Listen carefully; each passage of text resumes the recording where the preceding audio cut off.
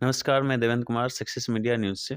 आज मैं एक ऐसे शख्स से मिलाने वाला हूँ, जिन्होंने जनता के लिए बहुत ही अच्छे काम किए और कहा जाता है इनके बारे में कि ये एक बहुत अच्छे समाज सेवी हैं।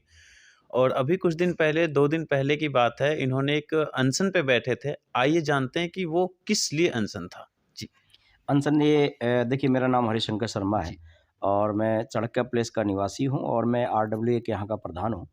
यहाँ पर थोड़ा-सा समस्याएँ ये है कि यहाँ पर रिहायशी इलाका है और इन रिहायशी इलाकों में बहुत सारी फैक्ट्रियाँ अवैध रूप से चल रही हैं, जो बहुत ज़्यादा जिनके पास 100-100, 150-100, 200 लेबर है और कुछ साल पहले इन्हें बंद भी कराया गया था आरडब्ल्यूए के माध्यम से।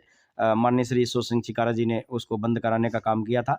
लेकिन अब जिन एक्सपोर्टरों ने यहाँ से बेच करके चले गए, उसमें कुछ गोडाउन के लोग आए। गोडाउन मतलब जो चावल, दाल और बड़े-बड़े मतलब गन्ने सारे ऐसे कुछ शूज़ ऐसे दुकानें जो आ गए हैं, जिनकी बड़ी-बड़ी ट्रकें इस क्षेत्र में आती हैं, जिनसे जो क्षेत्रीय निवासी हैं, जो स्कूल में जाने वाले छोटे-छोटे बच्चे हैं, उनका थोड़ा-सा निकलना दूभर हो गया है, बहुत परेशान हैं वो।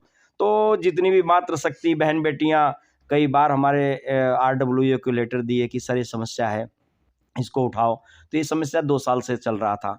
लेकिन 2 साल से चलते-चलते मुझे लगा कि ये शासन प्रशासन में मैंने कई बार यहाँ के DCP, joint CP police commissioner, MCD mayor मैंने सबको दिया, लेकिन सबने मेरे को लगता है कि एप्लीकेशनों को, शिकायतों को ठंडे बस्ते में रख कर के कार्य नहीं शुरुआत किया।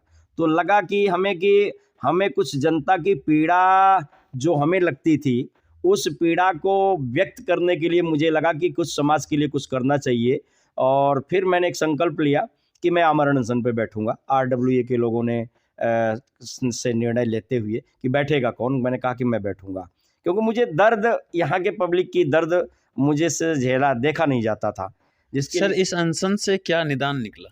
इस अनशन से कोई निदान तो नहीं निकला, लेकिन जो फैक्ट्रियाँ हैं, गोडाउनें हैं, उसमें बहुत बड़े तबके के लोग हैं, बहुत बड़े पैसे वाले हैं, बाहुबली हैं। इतना तक पता चला कि जो चला रहे हैं लोग, उनकी ताकत भी बहुत बड़ी है, बड़े-बड़े डीसीपी से, बड़े-बड़े मिनिस्टरों से, जिसके कारण से यहाँ पर वो चला रहे हैं और वो उनका बिज़नेस चल रहा है, लेकिन जनता परेशान है, लोग परेशान हैं। अगर जनता का साथ मिलता तो क्या लगता था कि अनशन आगे तक जाता या फिर आपने जो सोचा था समाज के लिए, अपने जनता के लिए, क्या संभव हो पाती? ये थोड़ा-सा अफ़सोस रहा मुझे कि अगर जनता मुझे ज़्यादा सपोर्ट करती तो मेरा अनशन 2-4 दिन और चलता और उससे थोड़ा-सा दहशत ज़रूर फैलता। लेकिन दहशत नहीं फैला और वो उसमें अपने कार्यों में कामयाब रहे, वो थोड़ा-सा अफ़सोस रहा है मुझे कि जनता का थोड़ा-सा मुझे जिनके लिए मैंने लड़ना शुरुआत किया, जिनके लिए मैंने लगभग 36 घंटे तक भूखे-प्यासे बैठा, तो मुझे कहने में गुरेज़ नहीं है कि उनका थोड़ा सपोर्ट नहीं मिला मुझे। प्रशासन का सर कितना सपोर्ट रहा? प्रशासन का नहीं रहा, प्रशासन थोड़ा दहशत में थी मेरे नाम से।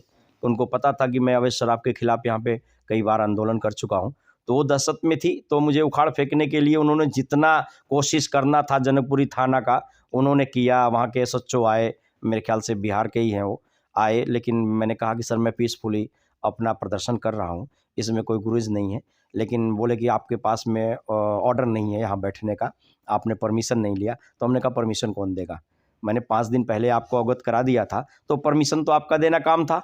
अगर मैं यहाँ पे बैठा हूँ, अगर मुझे जिस समय मैंने आपको संदेश दिया, लिखित में दिया, उसी समय आप रोक देते तो मुझे बैठने की यहाँ ज़रूरत नहीं पड़ती।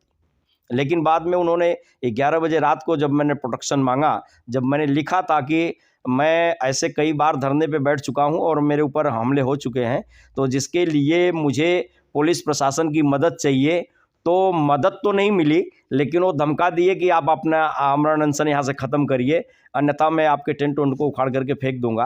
तो थोड़ा-सा जैसे कि लगा कि जनता को जिस तरीके से पुलिस डिपार्टमेंट हड़काती है, तो जो मेरे सहयोगी थे, जो जनता थी, थोड़ी-सी वो डरी कि यार ये पुलिस है, इनके पास वर्दी है, इनके पास लठ है, इनके पास हथियार है, तो ये जनता के ऊपर कभी भी हमला कर सकते हैं, मार सकते हैं। तो थोड़ा देखा कि धीरे-धीरे जनता पीछे होने लगी, तो मेरे संरक्षक महोदय ने कहा कि हमें पुलिस प्रशासन से मदद नहीं मिलेगी, हमें फिर से पुराना हथियार यूज़ करना पड़ेगा, कि मुझे कोर्ट का सहारा लेना पड़ेगा। तो हम लोगों ने निर्णय किया कि हम अपने हमारे संरक्षक ईश्वर सिंह छिकारा ने कहा कि आप अपने अमर अनशन को तोड़िए और हम कोर्ट की तैयारी करेंगे, हम कोर्ट से लड़ाई लड़ेंगे।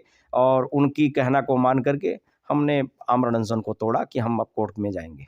इसके जी, धन्यवाद।